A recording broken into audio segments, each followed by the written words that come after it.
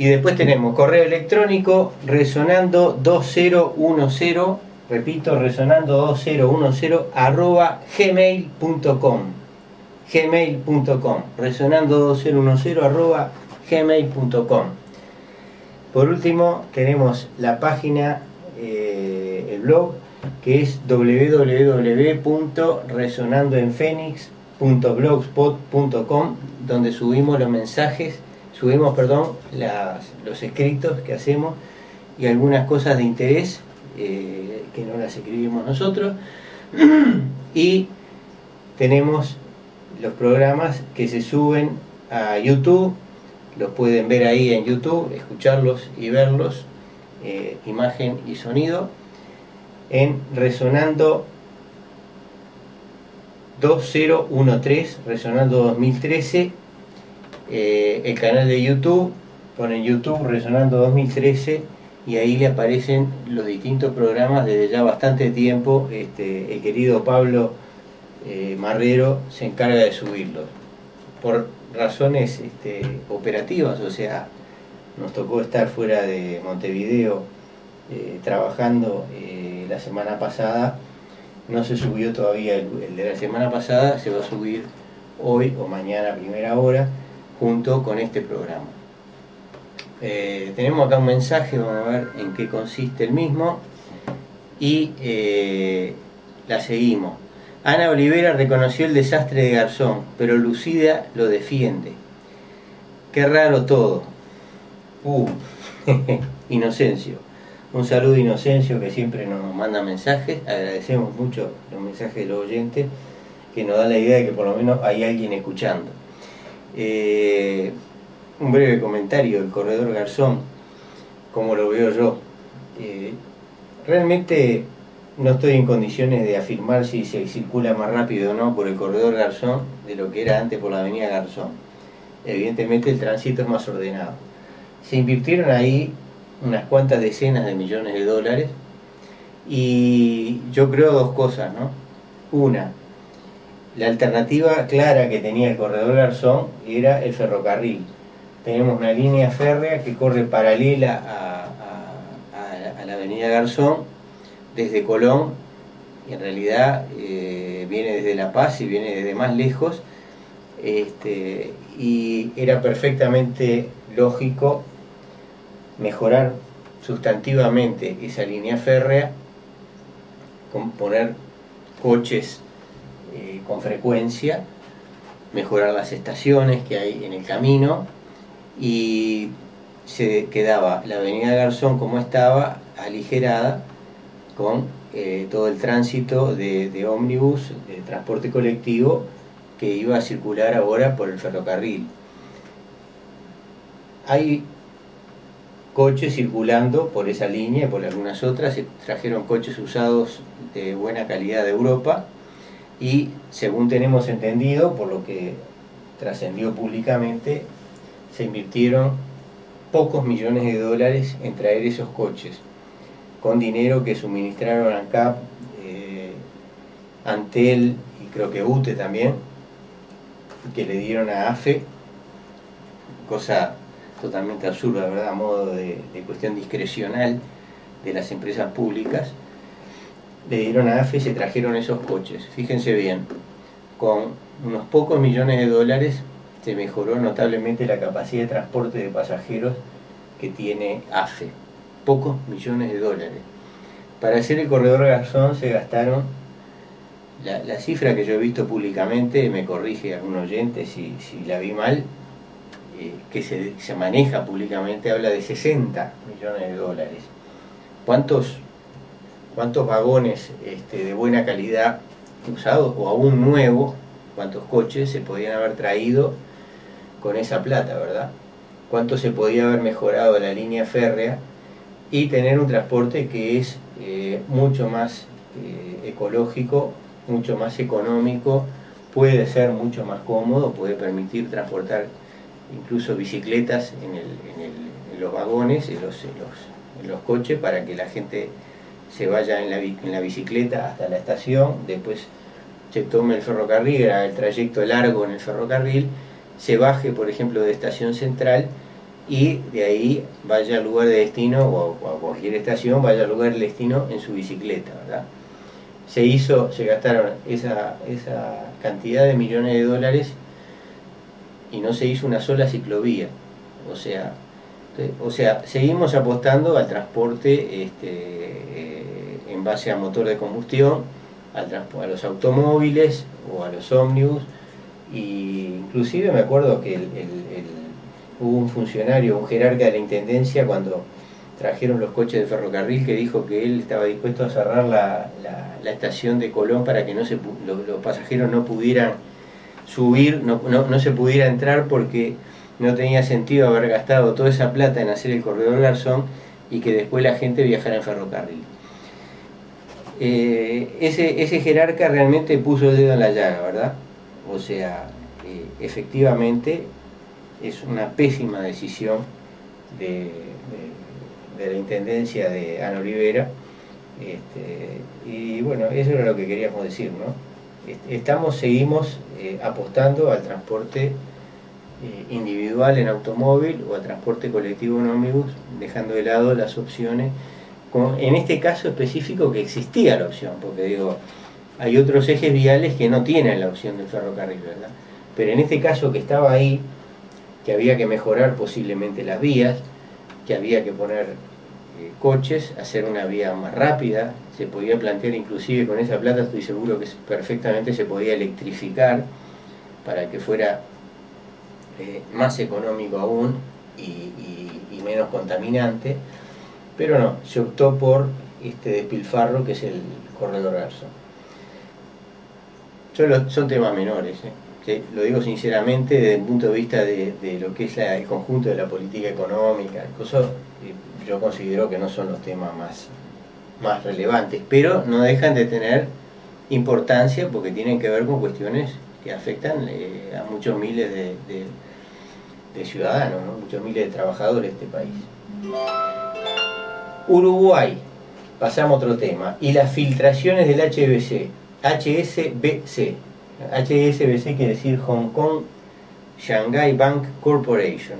Es un banco, creo que tiene sede en Inglaterra y ocupa el lugar 26 entre 34 países con más dinero en Suiza. La investigación señala que hay cuentas por 2.800 millones de dólares relacionadas a Uruguay.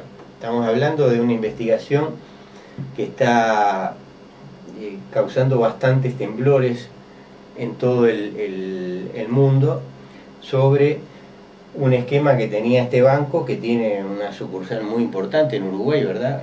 Nueva, ahí en la calle, si no estoy confundido, Zavala y Rincón, un edificio realmente, cuando uno lo ve lo deja bastante asombrado, ¿verdad? Completamente nuevo, y tenían un esquema de ocultamiento de activos que consistía básicamente en darle a gente evidentemente de mucha plata, capitalistas, darle la opción de colocar su dinero en Suiza a través de sociedades creadas con el único fin de ocultar la identidad real del propietario de ese dinero. Esto es lo que hacía básicamente el HSBC, y que ha pegó duro en la Argentina. Hay una lista de gente conocida, inclusive, algunas sí y otras no, con grandes sumas de dinero. Ahora parece que esto salpica a Uruguay. Hay algún futbolista que publica una declaración hoy, nos referimos a Forlán, ¿para qué lo vamos a andar dándole vueltas? Leemos una carta que salió hoy de tarde en El País, en el cual él dice que él siempre pagó todos sus impuestos y que, bueno, tenía la plata ahí, que eso no era ilícito. Nosotros, yo quiero hacer una aclaración, que alguien tuviera plata en este banco en particular en Suiza no necesariamente quiere decir que ese dinero estuviera unido a alguna actividad delictiva, o sea, ya fuera evasión fiscal o lavado de activos de otras procedencias todavía más siniestras, ¿verdad? queda claro que una persona que después de pagar todos sus impuestos podía colocar dinero en ese lugar.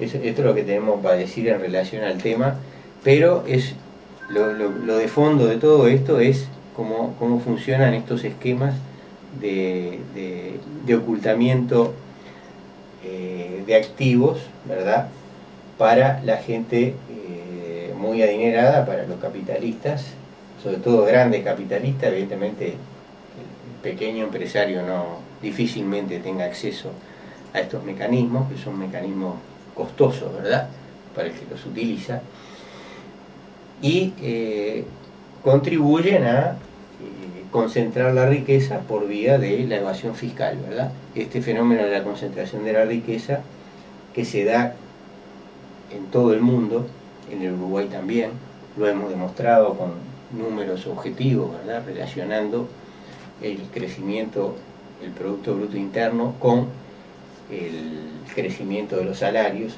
y viendo cómo desde el fin de la dictadura del año 1983, sistemáticamente en todos los gobiernos los salarios crecieron menos que el Producto Bruto Interno, y cuando cayó el Producto Bruto Interno, los salarios cayeron más que el Producto Bruto Interno. Todo esto está indudablemente muy relacionado, y la evasión, estos mecanismos de evasión fiscal son una parte de todo el asunto, ¿verdad? Por otro lado, si uno mira los depósitos bancarios en el país, hay más de 20.000 millones de dólares depositados en los bancos por parte de residentes. O sea, acá estamos hablando no ya de los depósitos que hay de extranjeros, sino de residentes. Estos no están a través de ningún mecanismo extraño de ocultamiento, como estos que favorecía el HSBC, que es, ojo, aclaremos, que el HSBC queda expuesto porque un funcionario se va del banco por razones determinadas, se lleva una lista de los depositantes, los depositantes precisamente fuera de Suiza, ¿verdad?,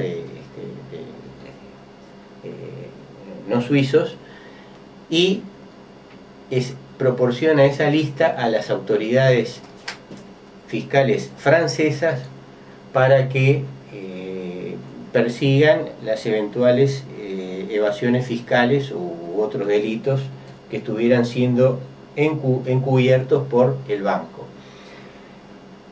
Esto es lo que motiva que después distintos países se han ido agilizando mecanismos de solicitud de información, le pidan a las autoridades francesas información sobre sus nacionales que tenían dinero colocado de esta forma en el HSBC. O sea, esto es uno de los muchísimos bancos que hay en Suiza, de los cuales seguramente hay un montón, no sé si la mayoría, la mitad, todos, pero seguramente hay un montón que le ofrecen a sus clientes estos mecanismos, ¿verdad?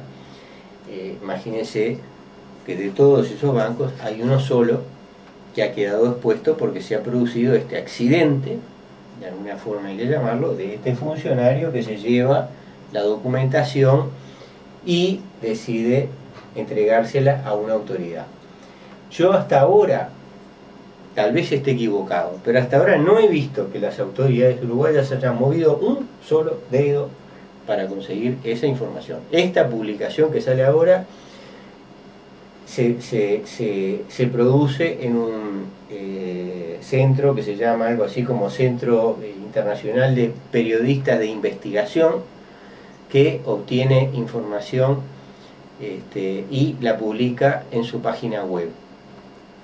O sea, hasta donde yo sé, por lo menos, esto no es que las autoridades fiscales uruguayas vieron, mirá, acá hay alguien que está ofreciendo información, vamos a ver qué ciudadanos uruguayos, qué residentes en el país que están obligados a tributar, utilizaron este mecanismo para la evasión fiscal. Eso no es lo que hasta donde yo sé ha sucedido. Esto se ha dado publicidad desde fuera del país sin que el gobierno uruguayo, ninguna autoridad oficial haya tenido nada que ver. Vamos a leer otro mensaje. Imposible que algún día cambien el sistema de transporte metropolitano por la presión de las empresas. Daniel de Maronia. Sí, yo coincido con Daniel, ¿no? Es harto probable que la causa de base, esto que yo decía, ¿no? Del corredor Garzón, que es algo obvio, ¿verdad? Algo que rompe los ojos, ¿no? Una cuestión clarísima, tenga que ver con lo que decía Daniel. Ahora, uno se pregunta, ¿no? Bueno, cuando dicen la presión de las empresas, vamos, no lo dice Daniel, es que no tiene por qué decirlo, pero lo digo yo.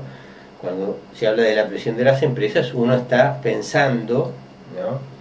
Hay unas cuantas empresas de transporte, pero uno está pensando en una cuyo máximo directivo, el apellido empieza con S, ¿verdad? Que es muy amigo de los actuales gobernantes y bueno, es la cucha de Salgado, ¿verdad? Pero bueno, por supuesto, uno dice, bueno, le hubieran dado a Salgado que mojara también en el tema de los trenes. De última, eso hubiera sido mejor, mucho mejor que lo que hicieron. No es más ordenado, es más lento el tránsito, van los ómnibus por los tres lados. Es y acá dice una palabrota, el oyente, que tenemos vedado transmitirla por la política de la emisora, pero bueno, no es más ordenado, es más lento el tránsito y van ómnibus por los tres lados. Bueno, sí, digo, de acuerdo, podemos discutir si es más lento, probablemente sea más lento, yo no estoy diciendo que no, tengo entendido que hay estudios que dicen que es más lento. Es más complicado, uno va por Garzón y realmente en auto me refiero, como yo he ido, no he ido en ómnibus, he ido en auto, y se complica cruzar, se complica doblar a la izquierda, en fin. Todo eso es secundario, en mi opinión. Lo principal es que se deja de lado ¿cómo es? Se deja de lado lo que yo decía, ¿verdad? Las opciones mucho mejores que había, gastando probablemente mucho menos dinero del que se gastó. No olvidar aniversario de Comunicado 4 y 7. Inocencia. No olvidar. Bueno, Inocencio, la verdad, tenés razón. Habría que hacer un pequeño comentario. O sea, da para mucho lo de los Comunicados 4 y 7, ¿verdad? Hoy en día podemos perfectamente decir que fueron una verdadera operación política, algunos dicen inteligencia, pero no sé si inteligencia, una operación se podría enmarcar también como una operación de guerra psicológica, mediante la cual se lanzó un verdadero golpe de Estado en febrero, que terminó concretándose el 27 de junio en forma definitiva. Se lanzó un verdadero golpe de Estado a través de unos comunicados que incluían algunas reivindicaciones que había planteado, que eran planteos del movimiento popular desde siempre, y eso logró que el PCNT, el Partido Comunista y algunas otras organizaciones políticas se plegaran al asunto y dieran un apoyo crítico a algo que no era más que el inicio de la dictadura y el inicio de, o sea, la continuación de operaciones represivas que iban a terminar alrededor del año 1975. Ya se termina ya no la idealización formal, sino la persecución tenaz, ¿verdad? Hasta el fondo contra el Partido Comunista, contra la CNT, o sea, todas las organizaciones obreras. O sea, los que se creyeron, bueno, se la dieron a los tupamaros, y nosotros vamos a ver si zafamos a través del apoyo crítico a los milicos. Le pasó lo que le tenía que pasar, ¿verdad? aquello que anunciaba Bertolt Brecht en aquella frase famosa, ¿no? Vinieron por los gitanos, vinieron por los comunistas, vinieron por... Y al final vinieron por mí y ya no había nadie que me defendiera, ¿no? En fin, algún día el movimiento popular aprenderá, ¿verdad? Aprenderemos o no, quién sabe, a ver qué se esconde detrás de estas cosas que si uno las mira, hoy las mira con la perspectiva y resultan tan burdas, ¿verdad? Porque qué duda podía caber acerca de las intenciones de esta gente que ya hacía varios años que venían torturando sistemáticamente. En el año 1972 habían asesinado, aparte de asesinar a una cantidad de militantes de Tupac Amaru, habían asesinado a los 8 comunistas en la Avenida Graciada. Entonces uno dice, bueno, hablaban de las contradicciones internas, ¿verdad? Todas cosas que la historia demostró que eran puros cuentos, pero que yo creo que eran perfectamente perceptibles. Uno a veces ve esas cosas y dice, hay una mezcla de oportunismo, ¿verdad? De renuncia a los principios para mantener determinados estatus legal, mantener una legalidad, una relativa legalidad. Y también hay una cosa que tenemos los seres humanos, que es la capacidad de autoengaño, ¿verdad? De ver cosas terribles que nos pueden llegar a suceder y ocultarlas como un mecanismo psicológico, ¿verdad? Negarlas, negar la realidad, cuando la realidad, si se enfrenta a cara descubierta, ¿verdad? Si se enfrenta a fondo es muy dura, entonces la negamos, ¿no? Eso es un justificativo tal vez para las bases, ¿no? Difícilmente sea un justificativo para los dirigentes de la época, que no eran gente que se caracterizara precisamente por la inexperiencia, ¿no? Gente con una extensa cultura política y que debía haber sido haber tenido más capacidad de análisis objetivo, ¿no? De lo que estaba pasando. Pero bueno, ya pasó. Ahora lo que nos queda es aprender para el futuro, ¿verdad? Va el tránsito pesado, ese otro mensaje, es secundario para usted, para mí no. No pueden ir ómnibus y camiones por las laterales donde van autos, y se lo digo con respeto. Gracias. Este es el mismo oyente que nos manda otro mensaje. Yo en realidad no estoy diciendo que es secundario. Yo lo que digo que si analizamos el tema globalmente, ¿verdad? De la reestructura y la obra tan importante que representó el corredor Garzón, la forma en la cual se organizó el transporte es un tema, a mi entender, secundario en relación a lo otro, ¿verdad? O sea, a que se podía perfectamente haber utilizado el ferrocarril, o sea, se debió haber mejorado el ferrocarril, se debió haber en algún lado, no sé si por la vía férrea o en la misma Garzón, haber dejado un buen par de ciclovías para que la gente circulara en bicicleta, y dejar esencialmente la avenida Garzón como estaba. Ahora, yo tampoco digo, voy a hacerme un defensor de como era la avenida Garzón antes, ¿verdad? El tránsito por la avenida Garzón, según yo recuerdo, a lo mejor estoy equivocado, no es una avenida que yo recorría con mucha frecuencia, pero la recorrí unas cuantas veces, era bastante caótico, ¿no? O sea, como lo sigue siendo por la mayor parte de Montevideo. Y bueno, yo también doy mi opinión con respeto, ¿verdad? O sea, de todas maneras, la cosa ya está hecha y ahora, bueno, yo qué sé. Bueno, seguimos.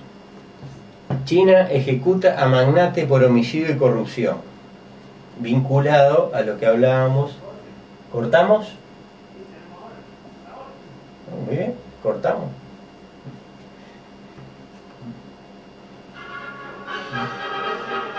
Todos los días a las 13:30 horas, Música de España. Un espacio presentado por Hotel Colón de la ciudad de Mercedes.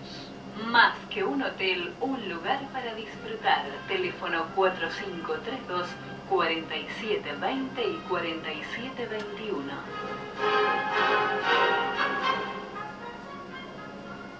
Radio Fénix informa la hora. 21 horas 27 minutos. Somos la primera empresa nacional en adherir al Pacto Global de las Naciones Unidas, a la vanguardia en políticas de derechos humanos, normas laborales y medio ambiente. Trabajamos para el desarrollo y la formación integral de nuestros trabajadores, sumando capacitación y generando empleo en todo el país. Colaboramos con diversos programas del Sistema Nacional de Emergencias, el Ministerio de Desarrollo Social y el Ministerio de Turismo y Deporte. Además de escuelas rurales y clubes deportivos de zonas carenciadas, se aportó el Portland necesario para las viviendas del Plan Juntos. Un Uruguay más independiente, con más desarrollo, comprometido con la sociedad y el medio ambiente. Un Uruguay mejor. ANCAP, uruguayos haciendo el futuro Uruguay.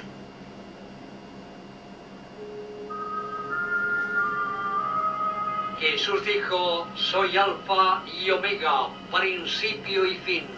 Su voz en la medianoche. Conducen los hermanos Dionisio Carrera y Aparicio Bentancur. Lunes a viernes, hora cero, aquí en Fénix.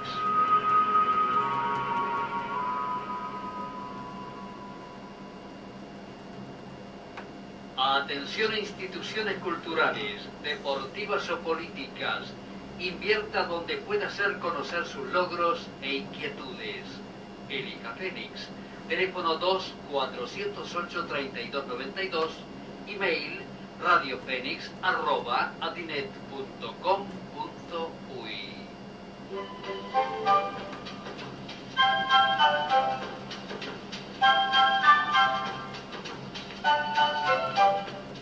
En los 1330 de su dial y desde la ciudad de Montevideo transmite la emisora popular del Uruguay. CX40 Radio Fénix.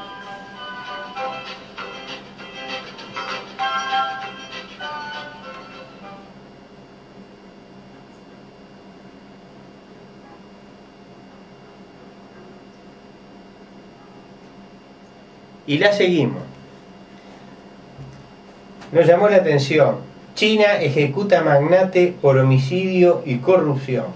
Liu Han, poderoso magnate de la minería china, con vínculos con el ex zar de seguridad Yu Yongkang, el cargo político más alto investigado actualmente por corrupción, fue ejecutado hoy, tras ser considerado culpable de más de una decena de delitos, según informa hoy la prensa oficial del país asiático. Liu, considerado culpable de, entre otros cargos, corrupción y homicidio, fue ejecutado junto a otros 4 socios, entre ellos su hermano menor, Liu Wei, según precisó un tribunal de la provincia central de Hubei encargada del caso. El millonario de 48 años fue sentenciado a muerte en mayo del año pasado por 13 cargos de organizar, dirigir y participar en una banda criminal hasta planear homicidios o vender armas de forma ilegal. El magnate creó junto a su hermano y un socio el grupo Han Long en 1997, la mayor empresa privada de la provincia de Sichuan, centro del país, que cuenta con decenas de compañías subsidiarias en sectores como el eléctrico, energético, finanzas o inmobiliario. Según la Corte, a partir de la creación del grupo, los dueños contrataron una banda de matones y la empresa se convirtió gradualmente en una organización delictiva relativamente estable, recogió entonces la agencia oficial Xinhua. La sentencia señaló también que el empresario acumuló alrededor de 7.000 millones de dólares a través de prácticas corruptas durante su presidencia del grupo. Interesante, ¿verdad? Relacionando esto con la fuga de la evasión fiscal y todo eso, parece que los chinos, que han desarrollado obviamente una sociedad claramente capitalista, ¿no? Fíjense que estamos hablando de una empresa que manejaba 7.000 millones de dólares. Establecer una comparación a qué equivale esto en Uruguay es realmente, se puede hacer, pero no vale la pena. Bueno, todo el Producto Bruto de Uruguay son alrededor de 50.000 millones de dólares, ¿sí? Más del 10% del Producto Bruto de Uruguay, ¿verdad? Pero bueno, el hombre a 4 de los jefes de la empresa, simplemente los chinos los ejecutaron. Y ahí está prendido un individuo que se llama Yu Yongkang, cuyo hijo había hecho al menos 2 negocios con este magnate, que su juicio es, este era un jerarca político, no un empresario de gran envergadura, ¿verdad? Que va a ser juzgado aparentemente, es una ex figura de peso en la industria petrolera china, fue también el máximo dirigente del Partido Comunista en Sichuan en el periodo en que Liu amasó su fortuna, sobre todo a través de actividades mineras e inmobiliarias. O sea, evidentemente parecería que había un vínculo. Este va a ser juzgado próximamente. Tenemos, desde ya vamos a mandarle, nos emocionó mucho, ¿verdad? Leer un trabajo que escribió el tambero, nuestro querido compañero el tambero Zabalza. Vamos a leer el primer párrafo. Está en internet, creo que está en el blog del muerto, en distintos lugares, si lo buscan lo van a encontrar, que dice: El Plan Cóndor sigue vivo, por Jorge Pedro Zabalza Bachman. El tambero está en San Pablo, ahí peleando con su enfermedad, ¿verdad? Y a pesar de lo cual tiene la voluntad férrea esa de escribir, ¿no? Entonces vamos a leer el primer párrafo y les encomendamos que lo lean, el trabajo, los que quieran hacerlo. Una tarde quedó de capitán servicio el Chepe González en el cuartel de Paso de los Toros. Se emborrachó como Dios manda y bajó a las catacumbas para verduguearnos un poco y matar el aburrimiento. Fue el día que Raúl Sendic le lanzó una trompada a través de las rejas y el Chepe se descontroló totalmente. Van a terminar como esos pichis que aparecieron flotando en el río de la Plata, pero los vamos a tirar al agua acá nomás, en el río Negro, gritó histérico. Esta primera noticia sirvió para sonsacar más información a los guardias. Repitiendo la versión oficial, algunos nos explicaron que los muertos eran, entre comillas, chinos que tiraban de los barcos de pesca.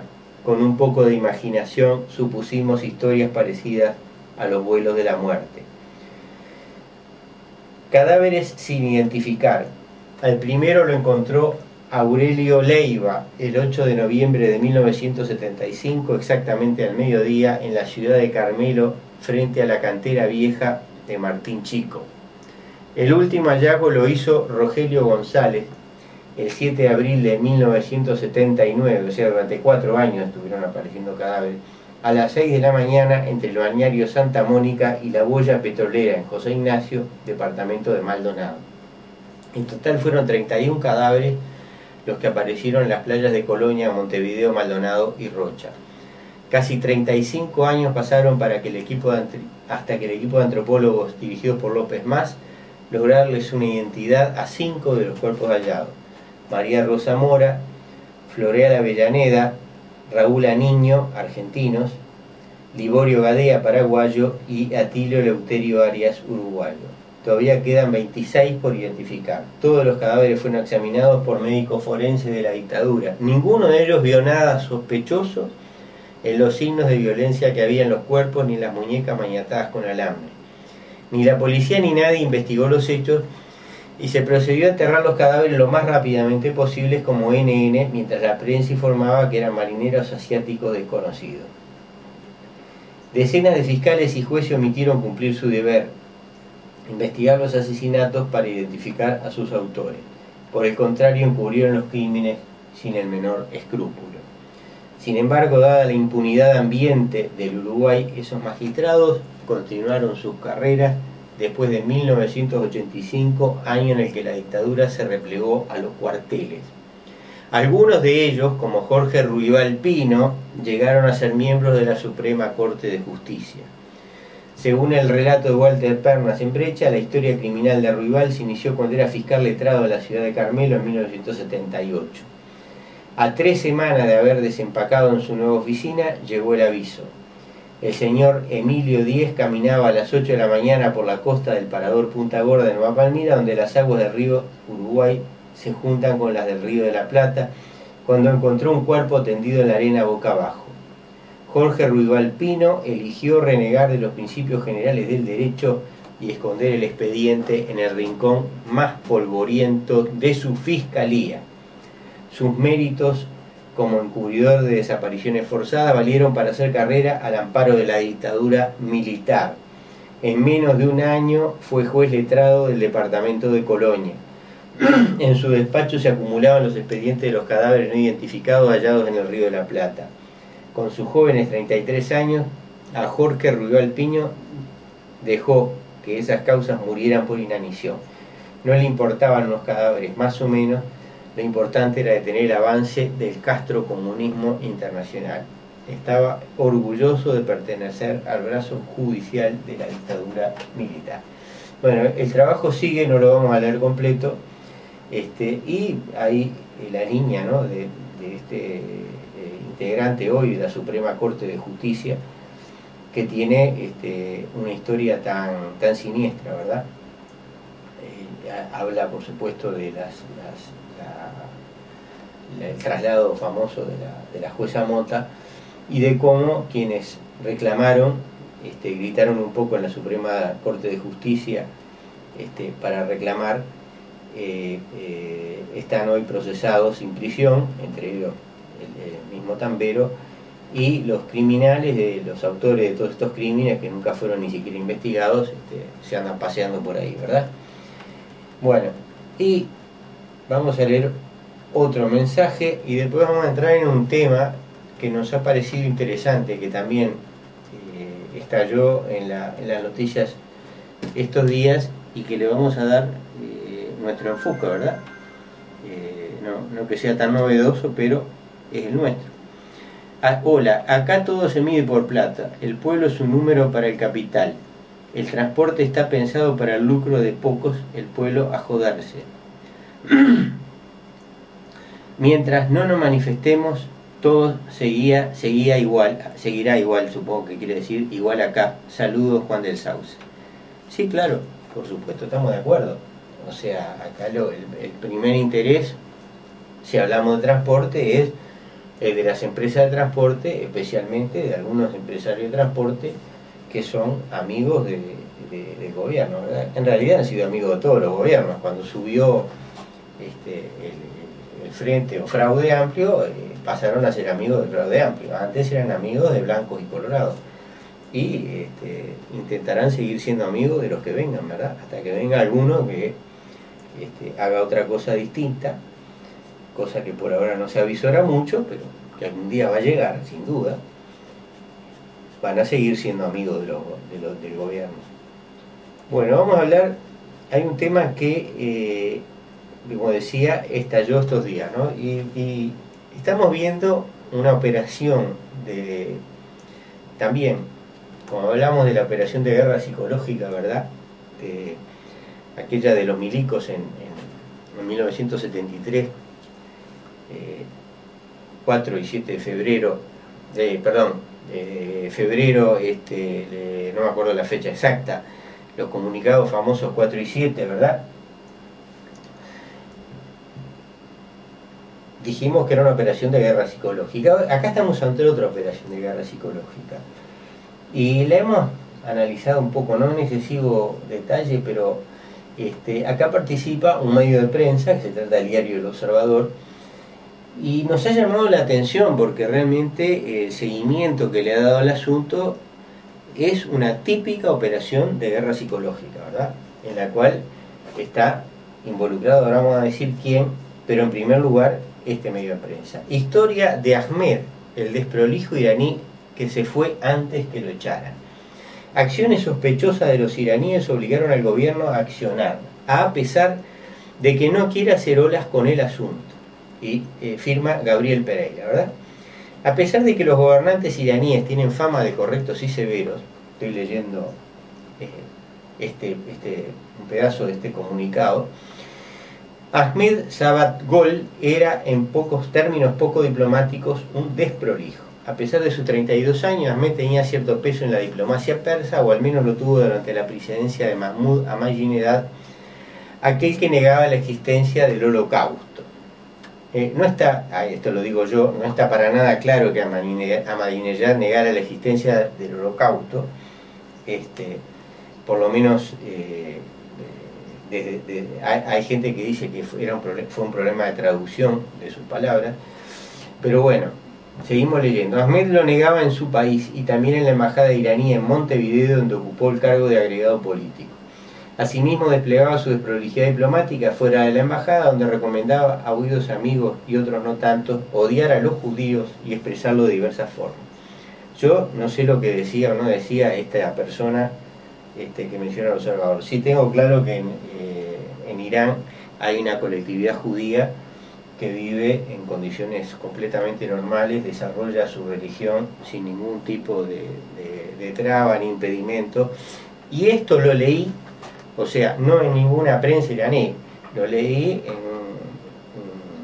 Roger Cohen, un periodista que lo publicó una serie de artículos sobre Irán hace un par de años en el New York Times. O sea, vamos a estar claro, en un medio que, si se puede decir algo, es un medio claramente pro-sionista, ¿verdad? Y pro-imperialista, por supuesto.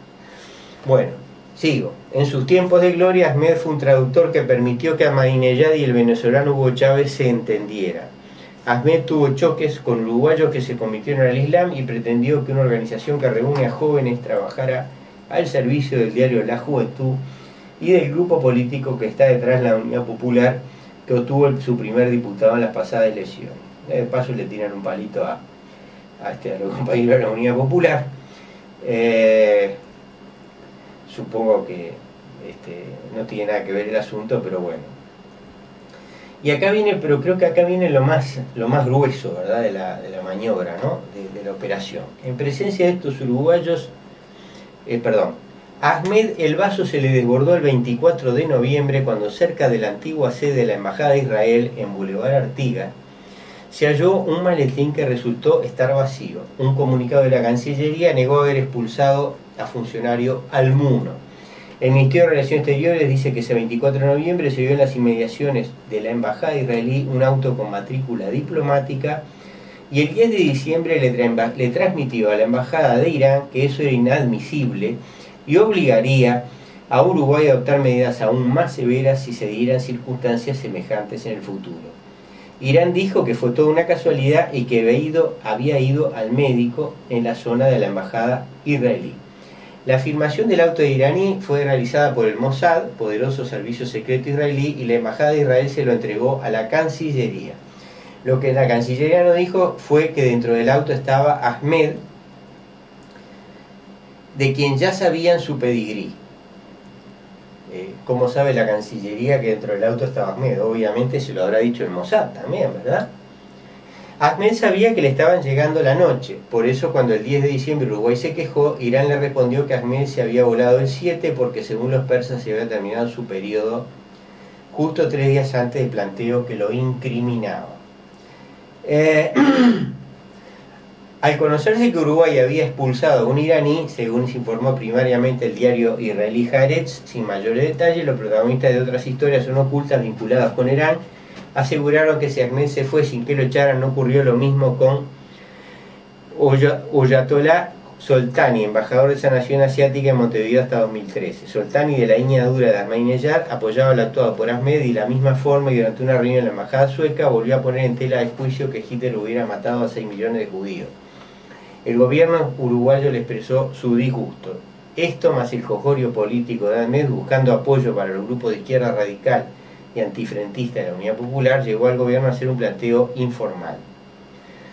Una fuente hizo notar que mientras Ahmed estaba por terminar su gestión, Soltani fue removido a mitad de la suya. ¿Hacia dónde? Venezuela.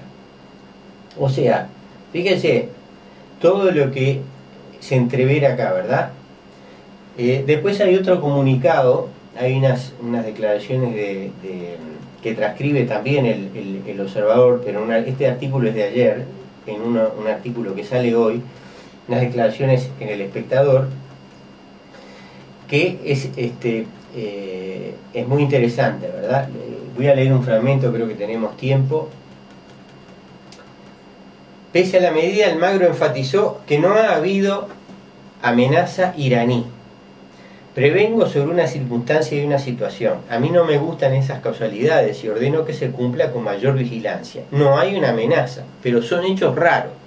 Un maletín al lado de un contenedor de basura. Vacío, eso lo digo yo, según dicen ellos mismos está vacío. Otro artefacto colocado más lejos y fuera del alcance de cámara. Acá hay cosas que no me gustan, entonces pido eso. Asimismo, Almagro sostuvo que se pidió a la inteligencia la identificación del conductor de un carrito recolector de residuos detectado por cámaras en noviembre pasado en las inmediaciones de la ex sede de la Embajada de Israel en la calle Boulevard Artigas. El maletín fue dejado por alguien que pasó en un carro tirado por caballos. Se detiene un contenedor, saca papeles y cartones, saca el maletín y lo coloca fuera del contenedor. Pedimos a inteligencia la identificación del conductor de ese carro de caballos para interrogarlo. Hay algo que no coincide. Saca cartones que valdrían 50 pesos y deja un maletín que valdría $100. Si ese recolector estaba haciendo negocio, el siguiente contenedor estaba fundido, dijo Almagro, quien aseguró que no sabe si lo han encontrado, presume que nos va a dar pautas de si está conectado a alguien o no. Sigue hablando del maletín y después dice que en este texto del comunicado de Jared se utilizó el término inadmisible para describir la coincidencia de que las filmaciones de un hecho anterior se hubiese visto al funcionario iraní Sanat Gol en las cercanías. Almagro sostuvo que se utilizó el término inadmisible porque no se puede admitir que justo ahí estuviera el maletín y el auto de la embajada de Irán. No es admisible esa casualidad y no quiero que pase esa casualidad. La embajada de Irán tiene que tener claro que existen 200.000 ópticas y pueden ir a otro lado a atenderse. No es zonas vetadas. No estoy diciendo que la casualidad de que se den dos elementos, si él hubiera ido en otro momento, el tema era la coincidencia. Ahora, fíjense una cosa. ¿De dónde viene la información? Del Mossad israelí, ¿verdad? ¿Y cuáles son los dos hechos que coinciden? Que alguien, un carrito aparentemente, deja un maletín al lado de un contenedor cerca de la ex, ni siquiera de la actual embajada, un edificio que no sé qué habrá ahí, si estará vacío, qué habrá, israelí. Y simultáneamente, los israelíes, el Mossad, según dice la información, filma a un diplomático iraní que va a una óptica. Bueno, la óptica me imagino que la clínica de Ojo Montevideo, que está ahí al lado si mal no recuerdo, en la misma cuadra, donde yo también me he atendido alguna vez, y que bueno, cualquiera se atiende ahí porque la atención es buena y sale unos cuantos pesos, pero uno se ahorra una cantidad de vueltas en la mutualita, ¿verdad? Entonces, aparece un maletín y aparece simultáneamente un auto de la embajada iraní, ¿verdad? Ahora uno dice, ¿qué le costaba al Mossad colocar un maletín al lado del contenedor en el momento justo que ellos ya tenían, porque evidentemente están vigilando a los diplomáticos iraníes? Eso es lógico y hasta normal, ¿verdad? Pasa, sabían, porque obviamente, si el hombre va a atenderse ahí, no sé quién, Ahmed o quién de la embajada de Irán va a atenderse ahí, tiene hora, saben que a esa hora va a ir, colocan un maletín, lo firman al diplomático iraní, y con esto arman toda esta novela. Coimean a algún periodista, ¿verdad? Como o no lo coimean, ideológicamente el hombre está de acuerdo, ¿verdad?, en dar a publicidad toda esta historia absurda, ¿no? Y acá tienen montada una operación contra Irán en el Uruguay. El gobierno uruguayo, que obviamente no quiere tener mucho lío con Irán, porque a pesar de que las exportaciones a Irán no son la gran cosa, pero hay exportaciones, hay una corriente exportadora además que es muy vieja con Irán, ¿verdad? De alguna manera se presta, porque esta interpretación de los hechos que hacemos nosotros, bien la pudo hacer el canciller Almagro y decirle al Mossad: mire señores, déjense de embromar con esta historia, porque esta historia es absolutamente increíble, ¿verdad? Acá ni siquiera hay explosivos. Después aparecen cerca del World Trade Center, ahí en el buceo, aparece una bolsa, un recipiente, no me acuerdo qué era, con unos pedazos de explosivos que no estaban en condiciones de detonar, no eran una bomba, y ya con esos dos elementos se arma toda esta novela, que coincide, o casualidad, con todo el asunto Nisman en la Argentina, ¿verdad? Nisman, que es un funcionario, era un funcionario, un tipo que trabajaba para el Servicio de Inteligencia de Estados Unidos y para el Servicio de Inteligencia israelí, que ahora apareció muerto, una muerte que a lo único que perjudica es al gobierno argentino, ¿verdad? Por lo cual llama poderosamente la atención, dicen, ¿no? Si hay dudas, si fuera un asesinato, no es